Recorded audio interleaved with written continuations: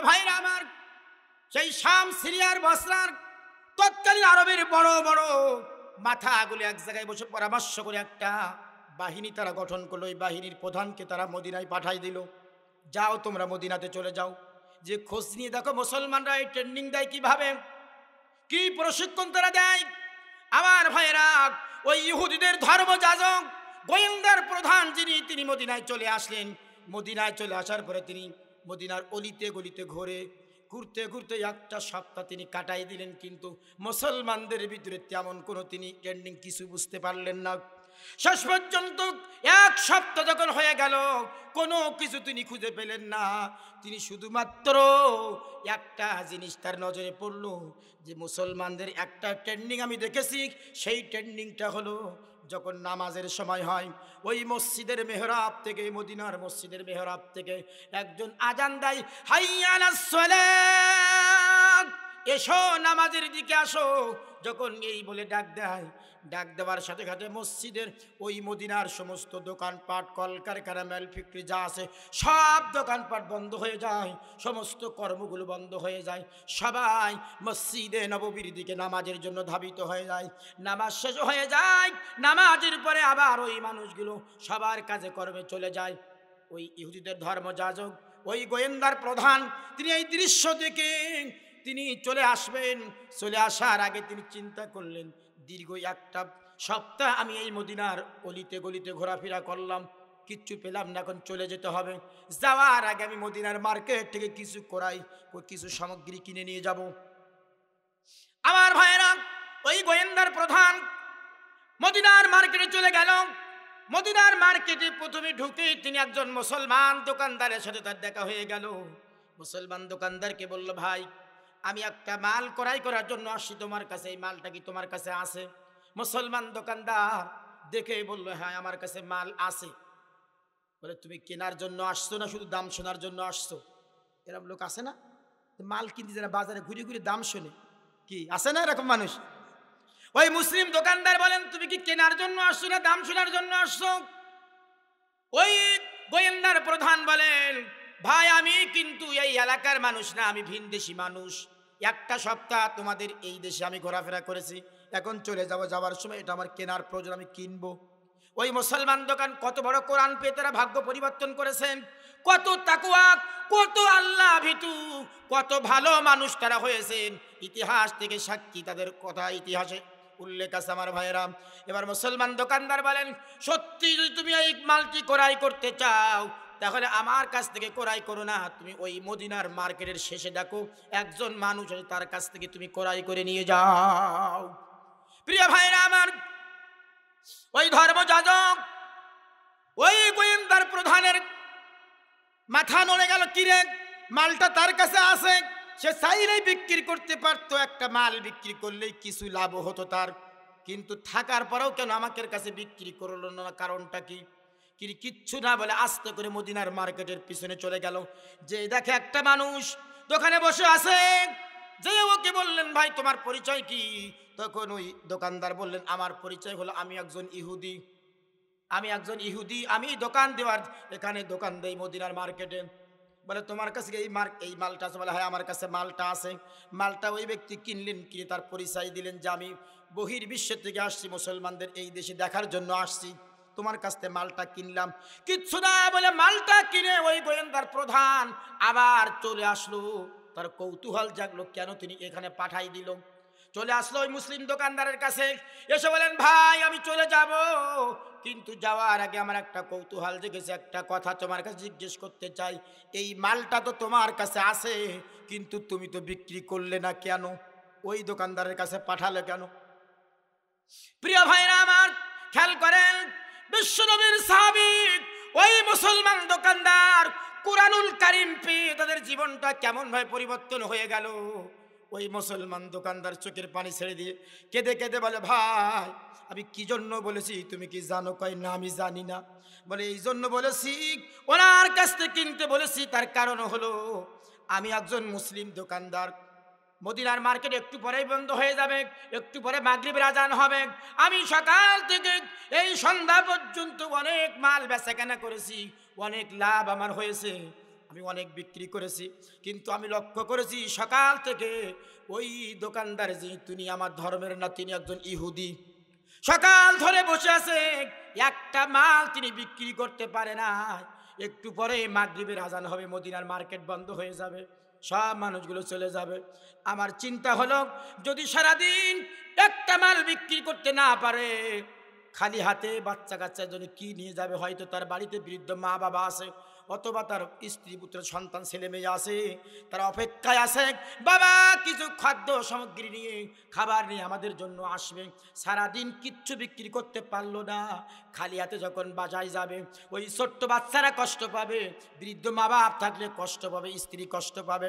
আর এই কষ্ট যদি পেয়ে যায়, তাই আল্লাহর আদালতে কিয়ামতের দিন আমি মুসলমান দোকানদার, আমার আল্লাহর আদালতে আমাকে জবাবদিহি করা লাগবে। সুতরাং এই জন্য আমি মালটা থাকার পরেও তোমার কাছে বিক্রি করলাম না, ইহুদির কাছে পাঠিয়ে দিয়েছি। এই কথা যখনই বললেন, ওই গোয়েন্দার প্রধান, উনি ছিল ইহুদিদের পণ্ডিত, একজন ইহুদিদের ধর্মযাজক, তিনি এবার চোখের পানি ছেড়ে দিয়ে বললেন, ও মুসলমান ভাই, সুতরাং এই আদর্শ আমাদের হওয়ার দরকার ছিল, কিন্তু এই আদর্শই আমরা আদর্শিত হতে পারি নাই, যে আদর্শ মুসলমান তোমরা হয়েছো। সুতরাং আমি আর বুঝতে পেরেছি তোমরা দুনিয়ার সাধারণ কোনো মানুষ না, সুতরাং আমি আর ইহুদি থাকতে চাই না। এই মুহূর্তে তুমি আমার ইমানের কালিমা পড়াই দাও, আমি কালেমা পড়ব, মুসলমান হব, আমি আর ইহুদি থাকবো না। সাথে সাথে ওই ইহুদি ওই মুসলমান দোকানদারের কাছে কালেমা পড়ে নিলেন, ইমানি কালেমা, লা ইলাহা ইল্লাল্লাহু মুহাম্মাদুর রাসূলুল্লাহ সাল্লাল্লাহু আলাইহি ওয়াসাল্লাম। সম্মানিত হাজিরিন, কোরআন আসলে মানুষের ভাগ্য এভাবে পরিবর্তন হয়, মানুষের জীবন পরিবর্তন হয়ে যায়। অথচ এই মানুষগুলো, তারা কোরআন আসার আগে তারা কিন্তু একজন আরেকজনের সাথে দ্বন্দ্ব ছিল, একজন আরেকজনের রক্ত নিয়ে তারা হোলি খেলতো, তারা সামান্য বিষয় নিয়ে যুদ্ধের দামামা বাজাইতো, বছরের পর বছর, যুগের পর যুগ তারা যুদ্ধ করতো, হিংসা বিদ্বেষ করতো। কিন্তু কোরআন আসলো, এই কোরআনের সংস্পর্শে আসার কারণে ওই সমস্ত মানুষগুলো তারা সোনার মানুষে পরিণত হয়েছিল। কথা কন ঠিক কিনা? সুতরাং আমাদের এই সোনার বাংলার আছে, কিন্তু সোনার বাংলায় সোনার মানুষ নাই, ঠিক কিনা? সব চোর আর ডাকাত দীর্ঘ 16টা বছর বাংলাদেশটা চুষে খেয়েছে, বাংলাদেশ একবার ধ্বংসের দ্বার প্রান্তরে দিয়ে গেছে। 16 বছর পর পালাই যাওয়ার পরে এখনো পর্যন্ত বাংলাদেশ নিয়ে ষড়যন্ত্র করতেছে। কথা কন ঠিক কিনা? সুতরাং বাংলার এই পবিত্র ভূমিতে যদি সোনার মানুষ করতে চাই, তাহলে আমাদের সকলের ইমানির দায়িত্ব, দল বল নির্বিশেষে ঐক্যবদ্ধ হয়ে এই দেশে আবার এই কোরআনের সংবিধান কায়েমের জন্য সকল মুসলমান দল যারা আমরা আছি, বিএনপি যারা আছে, চরমনা আছে, তাবলিগ আছে, জামাত ইসলাম আছে, সবাই মিলেমিশে ঐক্যবদ্ধ হয়ে যদি এই কোরআনুল কারীমের রাস্তা আমরা কায়েম করতে পারি, কসম আল্লাহর, তাহলে এই দেশের সকল চোর ডাকাত সব দূর হয়ে পালায়ে চলে যাবে, এই দেশে কোনো অশান্তি থাকবে না, সমস্ত মানুষ নিরাপদে শান্তিতে বসবাস করতে পারবে। কথা কন ঠিক কিনা? আজকে যে সিঙ্গিটি চলতেছে, বাজার মূল্যের যেহেতু বেশি দাম, এর থেকে যদি পরিত্রাণ পেতে হয়, তাহলে আমাদের একটাই পথ আছে, একটাই মত আছে, সেই পথটি হলো কোরআনের পথ। কথা কন ঠিক কিনা? কোরআন যদি আসে, তাহলে এই সিন্ডিকেট আমাদের দেশ থেকে দূর হয়ে যাবে, মানুষ নিরাপদে শান্তিতে ঘরে ঘুমাইতে পারবে। এই জন্য আমাদের সকলের ইমানি দায়িত্ব হলো দলবল নির্বিশেষে আল্লাহর জমিনে আল্লাহর কোরআনের রাজ কায়েম করা। কথা বলেন ঠিক কিনা? সুতরাং আল্লাহর জমিনে আল্লাহর কোরআনের রাজ কায়েমের জন্য যদি আন্দোলনের ডাক আছে, জিহাদের ময়দানে যাওয়া লাগে, সেই জিহাদের ময়দানে যাইতে প্রস্তুত আপনারা কারা কারা দুহাত তুলে আল্লাহকে দেখান, লিল্লাহে তাকবীর। আল্লাহ কবুল করুক, বলেন আমিন। সম্মানিত ভাইরা আমার, আমরা এরকম একটা রাষ্ট্রের, এরকম একটা সমাজের অপেক্ষা করতেছি। কথা বলেন ঠিক কিনা? যদি এরকম কোরআনের সমাজ, কোরআনের রাষ্ট্র আমরা গঠন করতে পারি, তাহলে আমাদের ভাগ্য ভালো হয়ে যাবে। কথা বলেন ঠিক কিনা? কারণ কোরআন বলছে, ওয়ালাউ আন্না আহলাল কুরা আমানু ওয়াত্তাকাউ লাফাতাহনা আলাইহিম বারাকাতিম মিনাস সামাই ওয়াল আরদ ওয়ালাকিন কাযযাবু ফাআখাযনাহুম বিমা কানু ইয়াকসিবুন। জোরে বলেন আল্লাহু আকবার। আল্লাহ পাক বলছেন, যদি কোনো জনপদের মানুষ আমি আল্লাহ আমার পরে ঈমান আনার পরে আমার ভয়কে যদি তারা চলতে পারে, অর্থাৎ আমার কোরআনের বিধান অনুযায়ী জীবন পরিচালনা করতে পারে, তাই ওই জাতির লোকের জন্য লা ফাতাহনা, অবশ্যই আমি খুলে দিব আলাইহিম, তাদের জন্য বারাকাতিম মিনাস সামাই ওয়াল আরদ, আকাশ আর জমিনের বরকতের দরজা আমি আল্লাহ তাদের জন্য উন্মুক্ত করে দিব। জোরে বলেন সুবহানাল্লাহ। সুতরাং এই আকাশ থেকে রহমতের দরজা যতক্ষণ পর্যন্ত খুলবে না, জমিনের বরকত যতক্ষণ পর্যন্ত খুলবে না আল্লাহ, ততক্ষণ পর্যন্ত এই জমিনে আমরা শান্তি পাবো না। কথা বলেন ঠিক কিনা? এই জমিন থেকে অভাব অনাটন দুর্ভিক্ষ যাবে না যতদিন আল্লাহর আকাশের রহমত না হবে। আর আল্লাহ পাকের আকাশের যে রহমতের দরজা খুলবেন, সেই রহমতের ভিতরে সবচেয়ে বড় রহমত যেটা, সেই রহমতটা হলো আকাশের বৃষ্টির পানি, রহমতের পানি। এই রহমতের পানি ছাড়া জমিনে বরকতের ফসলের বরকতের দরজা খোলে না। কথা বলেন ঠিক কিনা? এই গাইবান্ধার এলাকার হাজার হাজার একর জমিন শুকায় ফেরে যাবে, চৌচির হয়ে যাবে। চৈত্র মাস আসলে ওই শুকনা জমিনে যদি বীজ বপন করে তাহলে গাছ হবে। আল্লাহ পাক বলে আমি আকাশের রহমতের বৃষ্টি দিয়ে এই পৃথিবীর মরা জমিনটাকে জিন্দা বানাই দেই। দেওয়ার পরে ওই মরা জমিন যখন জিন্দা হয়ে যায়, তখন ওই জমিনে জিন্দা হয়ে খাদ্য শস্য উৎপন্ন করার জন্য প্রস্তুত হয়ে যায়। তখনই যখন কৃষক বিচি দেয়, ওর ভিতর থেকে আমি আল্লাহ পাক অঙ্কুরিত করে গাছ তৈরি করি। আর ওই গাছে আমি আল্লাহ পাক ফলমূল দিয়ে এই পৃথিবীর মানুষকে আমি আল্লাহ জীবিকা নির্ধারণ করি। কথা বলেন ঠিক কিনা? সুতরাং সেই রহমতের বৃষ্টি আজ বন্ধ হয়ে গেছে, ওয়ানা বৃষ্টি, শিলা বৃষ্টি শুরু হয়ে গেছে। কথা কন ঠিক কিনা? যার কারণে যে পরিমাণ ফসল হতো আমাদের দেশে, সেই ফসল আমরা এখন পাচ্ছি না। যখন বৃষ্টির প্রয়োজন তখন বৃষ্টি হয় না, যখন বৃষ্টির প্রয়োজন না তখন বৃষ্টি হয়ে যায়। কথা বলেন ঠিক কিনা?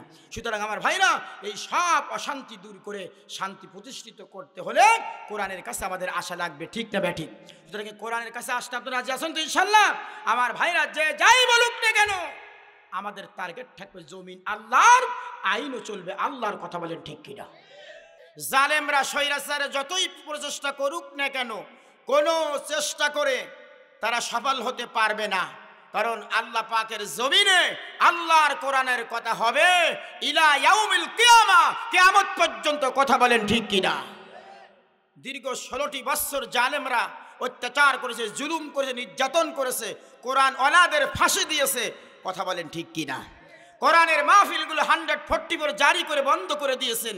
সেই জালেমদের অস্তিত্ব আজকে বাংলাদেশে নাই। তারা রাতের আধারে ভয়ে পালাইছে, কে কোথায় গিয়েছে কারোর খোঁজ নাই। কথা বলেন ঠিক কিনা?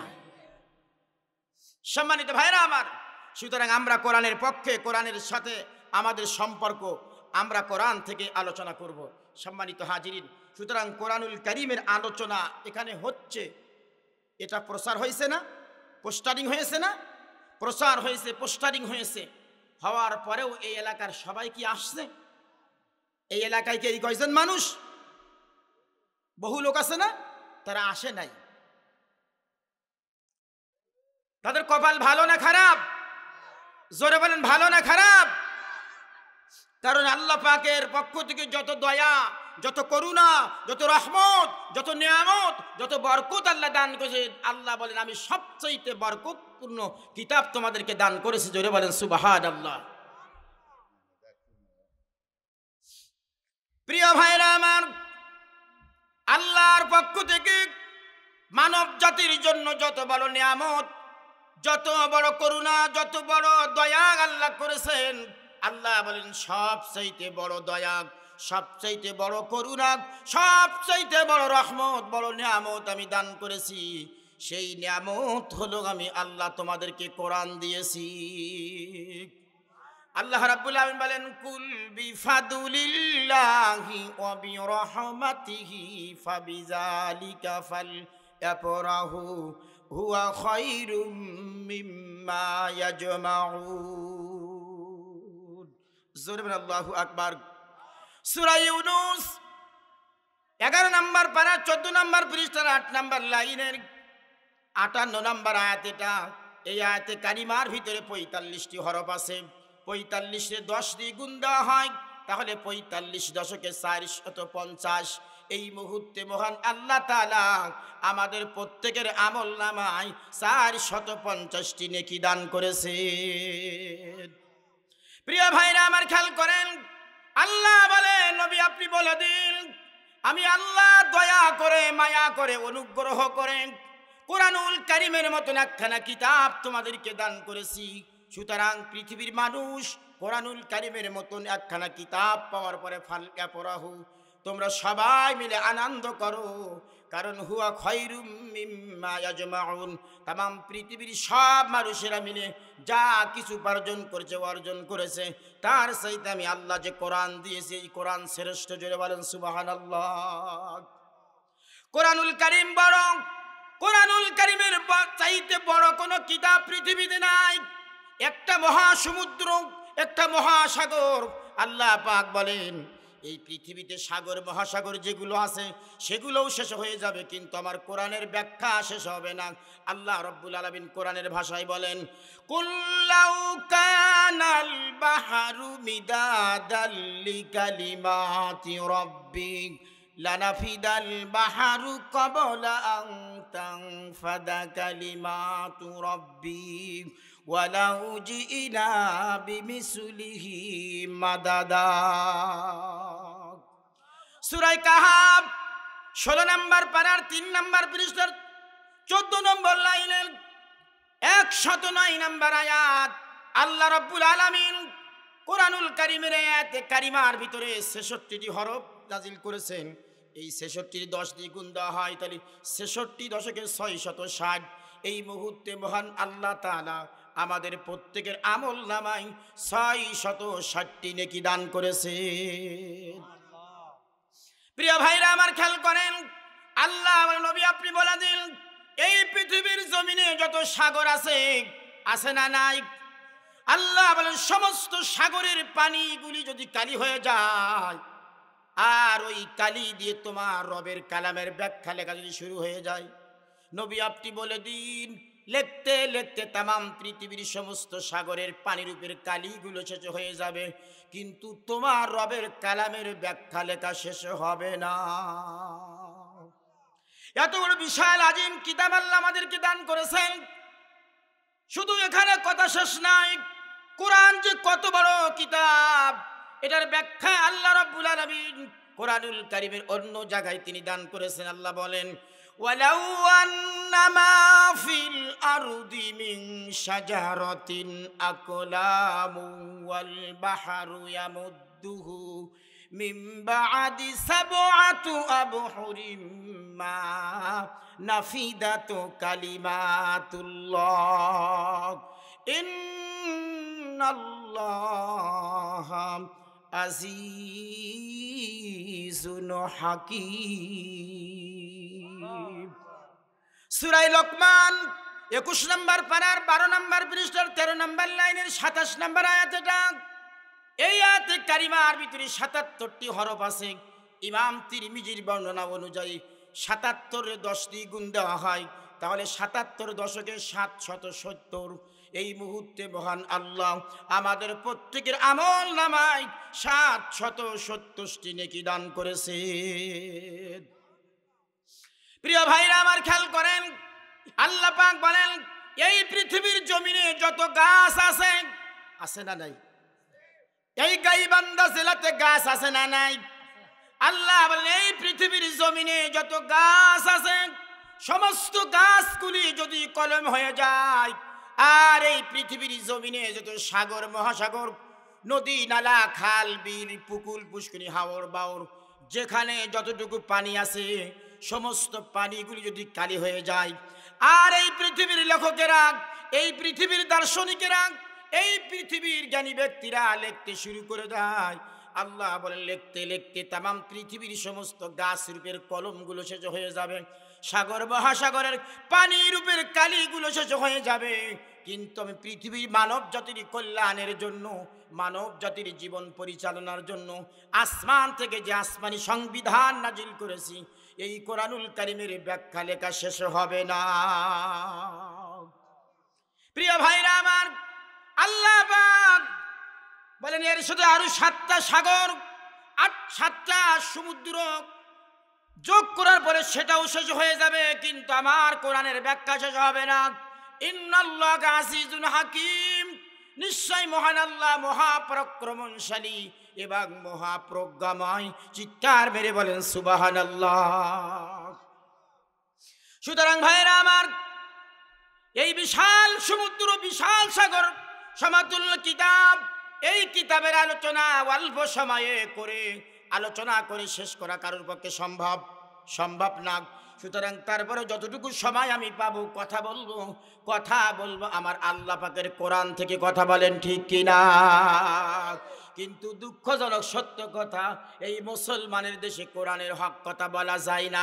কোরআনের কথা বললেই কিছু মানুষের চুলকানি শুরু হয়ে যায়। না এরকম চুলকানি আর লোকে গাইবান্ধাই নাই, কথা করলে কেন?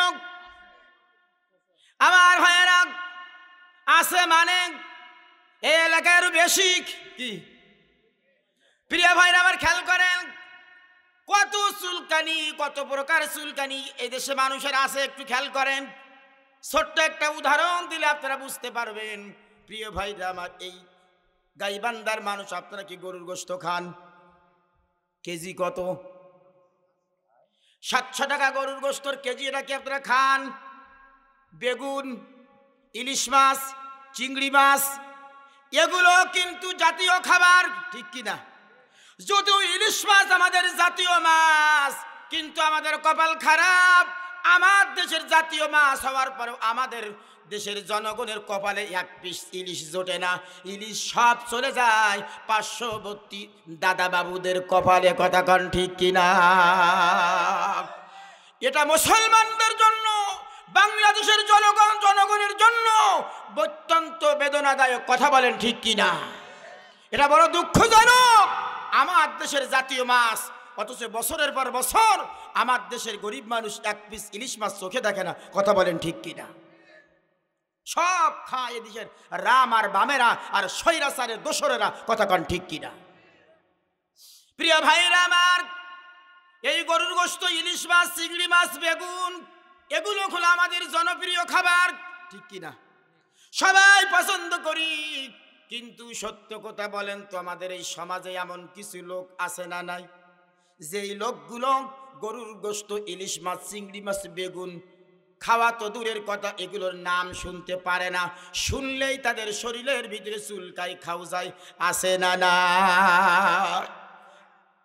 কারণ কি চুলকাই কেন? জোরে বলেন। অ্যালার্জি। কথা কি বুঝতেছেন না আপনারা? যাদের শরীরে অ্যালার্জি আছে, গরুর গোশত, ইলিশ মাছ, চিংড়ি মাছ এগুলোর নাম শুনলেই চুলকানি শুরু হয় কি হয় না? সুতরাং যাদের শরীরের ভিতরে, রক্তর ভিতরে অ্যালার্জি আছে, সমস্যা আছে, গরুর গোশত, ইলিশ মাছের কথা শুনলেই চুলকানি শুরু হয়ে যায়। ঠিক অনুরূপভাবে আমাদের এই সমাজে কিছু মানুষ আছে, যেই মানুষগুলোর ইমানের ভিতরে অ্যালার্জি আছে। কথা কোন ঠিক কিনা?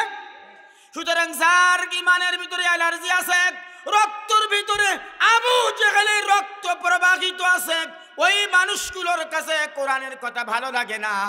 ওদের কাছে ভালো লাগে যাত্রা, ওদের কাছে ভালো লাগে উলঙ্গ বেহায়াপনা নারীর ড্যান্স। কথা কন ঠিক কিনা? ওদের কাছে ভালো লাগে মমতাজের মতন বেশ্যা মহিলার নাচ। কথা কন না কেন? যেই বেশ্যা মহিলা পবিত্র সংসদ ভবনে পর্যন্ত গান গাইছে কি গাই নাই? কথা কন না কেন?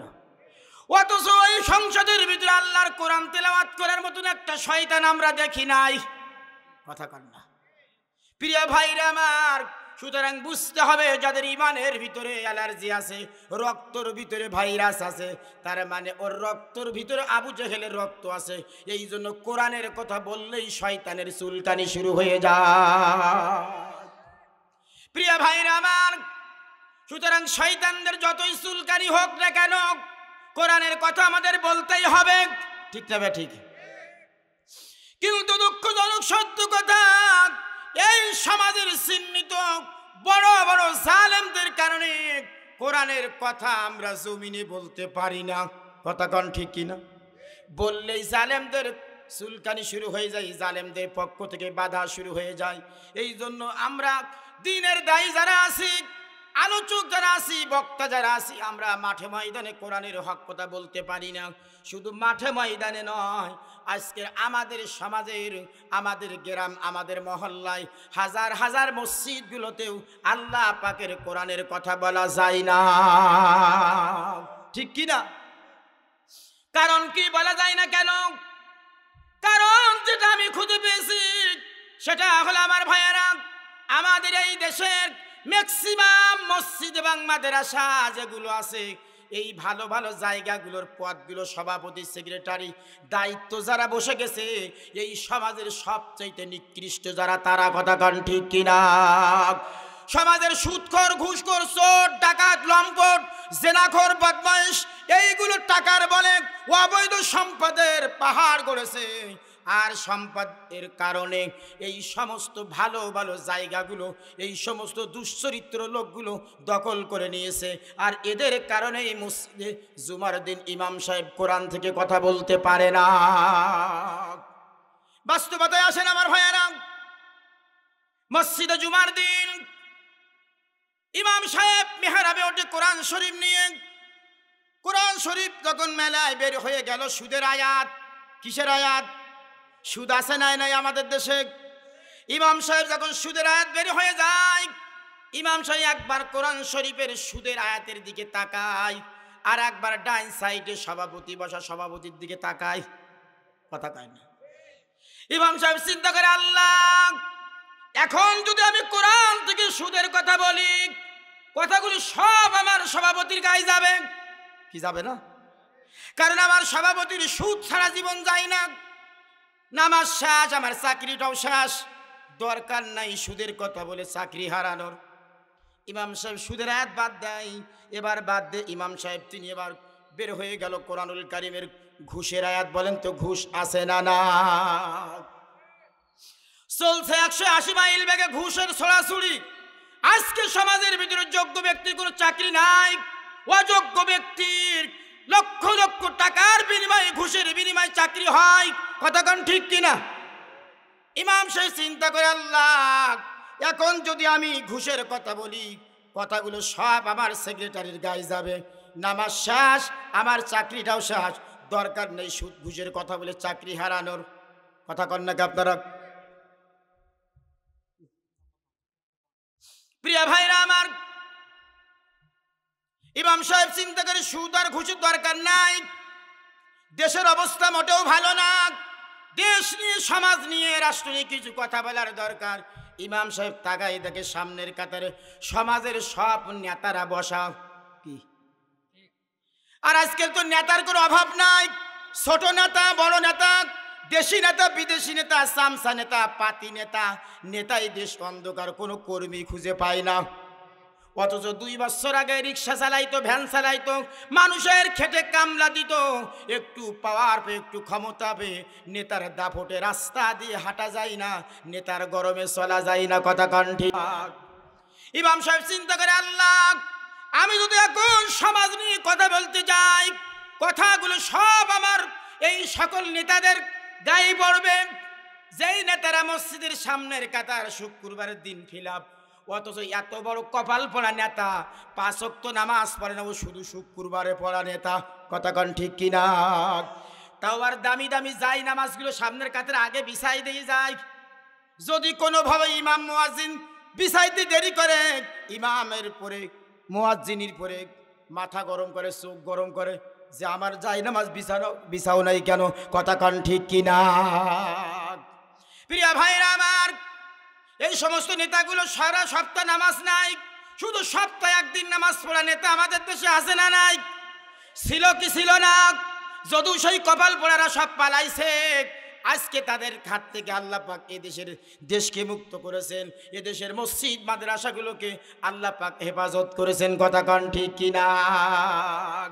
প্রিয় ভাইরা আমার, ইমাম সাহেব চিন্তা করে, আল্লাহ, যদি আমি এখন এই কোরআন থেকে কথা বলতে যাই, আমার এই কোরআনের কথাগুলো সব আমার এই নেতাদের গায়ে যাবে। কারণ এই সমাজে এমন কোনো অন্যায় নাই, এমন কোনো অপরাধ নাই যেটা আমার নেতা করে নাই। সুতরাং আমি এখন এই কথা বললে সব আমার নেতার গায়ে যাবে। চাকরি শেষ হয়ে যাবে, শুধু চাকরি শেষ করেই তারা বসে থাকবে না। ইমাম সাহেব চিন্তা করে, আল্লাহ বয়স আমার যাই হোক না কেন, মামলা হবে ৭১-এর। কথা কর না কেন? হাজার হাজার নিরপরাধ মানুষের নামে ৭১-এর মামলা হয়েছিল কি হয় নাই? কি দেয় নাই? নিজেরা মন গড়া ভাবে আইন তৈরি করে, ট্রাইব্যুনাল তৈরি করে, আইন কানুন বানায়া নিরপরাধ আলেমদেরকে ফাঁসির কাস্টে ঝুলাইছে, যুদ্ধ অপরাধী বানাইছে, জেনাখোর বানাইছে, চোর বানাইছে, ডাকাত বানাইছে, বানায়ে নিজেরা আইন বানায়ে সেই আইনে ফাঁসি দিয়েছে, দুনিয়াতে বিদায় করেছে। সময় আসছে ওই ফাঁদে, ওই জালে স্বৈরাচারেরাও ওই আইনেই তারা ফাঁসির কাস্টে ঝুলবে। কথা বলেন ঠিক কিনা? কারণ অন্যের জন্য কুয়া কাটলে সেই কুয়ায় নিজেরা ডুবে মরা লাগে। কথা কন ঠিক কিনা? সুতরাং ওরা যেমন অন্যায় ভাবে নিরপরাধ মানুষদেরকে ট্রাইব্যুনাল বানিয়ে ফাঁসিতে ঝুলাইছে, সময়ের অবদানে, সময়ের ব্যবধানে ওই একই ট্রাইব্যুনালে ওই ফাঁসির রশি ওদের কপালে জুটবে কি জুটবে না? বাংলার জনগণ ছেড়ে দিবে না, ওদের ক্ষমা করবে না। কারণ ওরা এত বড় জাচ্ছাপ, ক্ষমা করলেই ওরা আবার সুযোগ পাইলে এদেশের জনগণকে সবল দিবে। এই জন্য এরকম দুশ্চরিত্রদেরকে ক্ষমা করা আমাদের উচিত হবে না। কথা কন ঠিক কিনা? প্রিয় ভাইরা আমার, খেয়াল করেন, ইমাম সাহেব চিন্তা করে, আল্লাহ এই কথাগুলো আমি এখন বললে সব আমার বিপক্ষে চলে যাবে, আমার কপালে চাকরি আর জুটবে না, সুতরাং দরকার নাই চাকরি হারানোর। এই চিন্তা করে ইমাম সাহেব কোরআন শরীফ বন্ধ করে এবার তিনি মিসাকের ফজিলাতের আলোচনা করে, দস্তারখানের ফজিলাত আলোচনা করে। ওর কোন বাপ আকাশ দিয়ে উড়ে গিয়েছে, ওর কোন পীর জমিনের তল দিয়ে গিয়েছে, এই আজে বাজে কথা বলে ইমাম সাহেব জুমার দিন কাটায় দেয়। কথা বলেন ঠিক কিনা? প্রিয় ভাইরা আমার,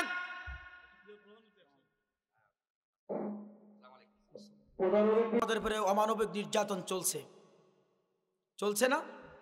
আমরা রাত্রিরে শান্তিতে ঘুমাইতে পারি নাই, বহু কষ্ট দিয়েছেন। সেই কষ্টের পরে আল্লাহ রাব্বুল আলামিন সেই কালো আধার দূর করে দিয়েছেন, দিয়ে আমাদের একটা সূর্য উদয় করেছেন। আমরা এইটা সূর্যর এই আলো পাওয়ার জন্য আল্লাহ পাকের কাছে শুকরিয়া জ্ঞাপন করি, সকলে বলছি আলহামদুলিল্লাহ। তা আমি প্রধান অতিথির বক্তব্যের তাকে সাথে নিয়েই তার উদ্দেশ্যে দুটো কথাই বলবো। প্রথম কথা হলো যে আসলে অনেক কষ্ট করে দীর্ঘ 16 বছর পরে আমরা, বিএনপি যেমন কষ্ট ছিল, জামাত ইসলাম অনেক কষ্ট ছিল না? আর জামাত আর বিএনপির সাথে আমাদের একটা সুন্দর সুসম্পর্ক ছিল না? ছিল না? আমাদের এই জোটের ভিতরে, জোটের উপরে তিনি অত্যাচার করেছে তারা। সুতরাং আল্লাহ পাক আমাদের এখন সুযোগ দিয়েছে, আমরা চাই আমাদের এই ঐক্যটা ধরে রেখে যেন এই স্বৈরাচারের দোসরগুলো আবার যেন কোনোভাবে মাথাছাড়া দিয়ে উঠতে না পারে। কথা কান ঠিক কিনা? আমি এই গোবিন্দগঞ্জ এই এলাকা অর্থাৎ গাইবান্ধা জেলার কথা বলতেছি না, আমি আমার সাতক্ষীরা খুলনার দিকে কথা বলতেছি। কিছু বিএনপির কিছু অতি উৎসাহী মানুষ তারা গোপনে আতাত করতেছে এই আমলিকের দোসরদের, স্বৈরাচারের দোসরদের সাথে তারা হাত মিলানোর চেষ্টা করতেছে। আমি আমাদের সম্মানিত প্রধান অতিথিকে বলবো, অনুরোধ করব, তারা যেন এই বিষয়টা একবার ওপর থেকে, তারা জিয়ার থেকে শুরু করে সবাই যেন এই বিষয়ে খেয়াল রাখে, কোনোভাবে যেন স্বৈরাচারের দোষের সাথে আমাদের সম্পর্ক না থাকে। কারণ এরা সুযোগ পাইলেই আমাদের আবারকে এরা সবল মারবে। কথা বলেন ঠিক কিনা? সুতরাং এদের বিশ্বাস করা আমাদের ঠিক হবে না। এই জন্য আমরা আগামী দিনে যে জোট ছিলাম, আমরা আন্তরিকতার সাথে মিলে সবাই মিলে যেন বাংলাদেশের এই সার্বভৌমত্ব, স্বাধীনতাকে আমরা ধরে রাখতে পারি। আল্লাহ যেন আমাদের দেশটাকে হেফাজত করেন, সকলে বলেন আমিন। এই দেশে কোরআনের মাহফিলের জন্য পারমিশন নেওয়ার জন্য রাম আর বামদের কাছে হাঁটতে হাঁটতে পায়ের তলার চামড়া উঠে যেত। কথা বলেন ঠিক কিনা? কিন্তু আল্লাহ এমন একটা পরিবেশ দিয়েছেন যে এই পরিবেশে এখন তাফসীর মাহফিল, ওয়াজ মাহফিল করার জন্য কোনো রাম বামের কাছে আর পারমিশন নেওয়া লাগে না। এই জন্য বলেন আলহামদুলিল্লাহ। আল্লাহ যেন এই অবস্থায় আমাদের বাংলাদেশটা সামনে এগিয়ে যেতে পারে, আল্লাহ সেই তৌফিক দান করুক, সকলে বলেন আমিন। সম্মানিত হাজিরিন, আমরা কথা বলতেছিলাম আল্লাহ পাকের কোরআন থেকে, স্মরণ আছে আপনাদেরকে? আমি বলতেছিলাম কোরআনুল কারীমের হক কথা বলা যেত না শুধুমাত্র এই দেশের জালেমদের কারণে। কথা কন ঠিক কিনা? এই জন্য ইমাম, খতিব, বক্তা যারা আছে এরা কোরআনের হক কথা বলার চেষ্টা করলেও বলতে পারতো না, তাদের গলা চেপে ধরা হতো। কথা বলেন ঠিক কিনা? তাদের জবানকে স্তব্ধ করে দেওয়া হতো, কিন্তু আল্লাহ পাক বলেন আমার কোরআনুল কারীমের কথা মানুষের ভয়ে, চাকরির ভয়ে, পাওয়ারের ভয়ে, ক্ষমতা হাতছাড়া হবে এই ভয়ে কোরআনের কথা তোমরা গোপন করো না। জোরে বলেন ঠিক কিনা? আল্লাহ রাব্বুল আলামিন সেই কথাই বলেছেন, যারা পৃথিবীতে আমার কোরআনুল কারীমের জ্ঞান অর্জন করার পরেও, কোরআনের সঠিক কথা জানার পরেও যারা দুনিয়ার মানুষের ভয়ে, অর্থের লোভে, চাকরি হারানোর লোভে, পথ হারানোর লোভে কোরআনুল কারীমের সঠিক কথাগুলো গোপন করবে, আল্লাহ পাক বলেন তাদের আমি আল্লাহ আমার পক্ষ থেকে ডাইরেক্ট লানত আমি বর্ষণ করি। জোরে বলেন নাউজুবিল্লাহ। কোরআন বলছে ইন্নাল্লাযীনা ইয়াকতুমুনা মা আনজালনা মিনাল বাইয়িনাতি ওয়াল হুদা মিন বা'দি মা বায়্যানাহু লিন-নাসি ফিল কিতাব উলাইকা ইয়ালআনুহুমুল্লাহু ওয়া ইয়ালআনুহুমুল লাঈনুন। সূরা বাকারা 2 নম্বর পারার 3 নম্বর পৃষ্ঠার 4 নম্বর লাইনের 159 নম্বর আয়াত। এই আয়াতে কারিমার ভিতরে 75টি হরফ আছে। 75 রে 10 দিয়ে গুণ দেওয়া হয়, তাহলে 75 দশকে 750। এই মুহূর্তে মহান আল্লাহ তাআলা আমাদের প্রত্যেকটা বান্দা বান্দির আমল নামায় 750টি নেকি দান করেছে। এবার খেয়াল করে আল্লাহ বলেন ইন্নাল্লাযীনা, নিশ্চয় যে বা যারা, কাতামা মানে গোপন করা, ইয়াকতুমুন এটা মুজারের আলোচনা, প্রেজেন্ট ফিউচার। আল্লাহ বলেন অতীতে যারা কোরআনের কথা গোপন করেছে, বর্তমান যারা কোরআনের কথা গোপন করতেছে, ভবিষ্যতেও যারা কোরআনের কথা গোপন করবে। মা বায়্যানাহু লিন-নাসি ফিল কিতাব, যেই কিতাবটা আমি মানুষের সামনে বায়ান করার জন্য, নসিহত করার জন্য নাজিল করেছি, এই কোরআনের সত্য কথা যারা গোপন করতেছে, করবে, আল্লাহ বলে উলাইকা ইয়ালআনুহুমুল্লাহ, আমি আল্লাহ ওই সকল মানুষের উপরে ডাইরেক্ট লানত দেই, ওয়া ইয়ালআনুহুমুল লাঈনুন, আর আমার তামাম জগতের সৃষ্টি জগতে যা আছে সব লানতকারীরা তাদের প্রতি লানত দেয়। জোরে বলেন নাউজুবিল্লাহ। সুতরাং এই পৃথিবীতে কেউ যদি আল্লাহর লানত থেকে, আল্লাহর গজব থেকে, আল্লাহর শাস্তির থেকে বাঁচতে চায়, তাহলে অবশ্যই কোরআনুল কারীমের কথা, সত্য কথা যেটা সে জানবে ওটা আর গোপন করতে পারবে না, ওটা তার বলা ইমানি দায়িত্ব। কথা কন ঠিক কিনা? এই জন্য আমরা যতক্ষণ পৃথিবীতে আসি হকের পরে, সত্যর পরে, কোরআনের পক্ষে অবিচল থাকবো। কথা বলেন ঠিক কিনা? যদিও আমাদের জীবনও চলে যায়, তারপরে আমরা কোরআন থেকে, দিন থেকে, ইসলাম থেকে দূরে চলে যাব না, কারণ এ জীবন জীবন নয়, এ জীবনের পরে আর একটা জীবন আমাদের আছে, সেটা হলো পরকালের জীবন। কথা কন ঠিক কিনা? এই জীবনের শুরু আছে, শেষও আছে। 60 বছর, 70 বছর, 80 বছর, এরপরে একদিন চলে যাওয়া লাগবে কি লাগবে না? কিন্তু সেই আখিরাতের জগৎ, পরকালের জগৎ, যেটা একবার শুরু হবে আর শেষ হবে না। সুতরাং ওই অনন্তকালের জন্য আমরা এই পৃথিবীতে সত্যকে গোপন করব না, সত্যর পক্ষে থাকবো, সত্যকে আমরা ধামাচাপা দিব না। আল্লাহ যেন সত্যর পরে অটল থাকার তৌফিক দান করেন, বলেন আমিন। আল্লাহ বলেন এই সত্যবাদী যারা, সত্যবাদীদের সাথে আমি আল্লাহ আছি, আর সত্যবাদীদের জন্য আমি আল্লাহ পাক জান্নাত রেখেছি। সুতরাং পৃথিবীর মানুষ যদি জান্নাতে যেতে চাও, তাহলে তোমরা সত্যবাদীদের সাথে হও, সত্যবাদীদের পথ অবলম্বন করো, সত্য কথা বলো, সত্যর ওপর অটল থাকো। যদি সত্যর ওপর অটল থাকতে যে তোমাদের জীবনও চলে যায়, সমস্যা নাই।